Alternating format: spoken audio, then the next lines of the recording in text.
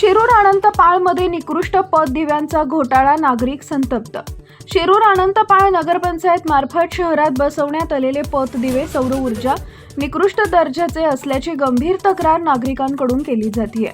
शहरातील विविध भागांमध्ये बसवण्यात आलेले LED पथदिवे काही दिवसातच बंद पडत आहेत, तर काही दिवे कमी प्रकाश देत असल्यामुळे रस्त्यावर अंधाराचं साम्राज्य पसरत आहे।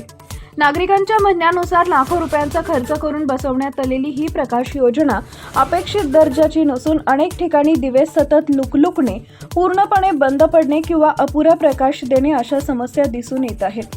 त्यामुळे रात्रीच्या वेळी पादचारी व वाहन चालकांना मोठ्या अडचणींचा सामना करावा लागतोय। विशेषतः मुख्य रस्ते, गल्ली भाग व सार्वजनिक ठिकाणी अंधार असल्यानं चोरी, अपघात आणि महिलांच्या सुरक्षेबाबत चिंता व्यक्त केली जाते। काही ठिकाणी दिवे बसवण्याचे कामही निकृष्ट दर्जाचे असल्याचं नागरिकांनी निदर्शनास आणून दिलंय।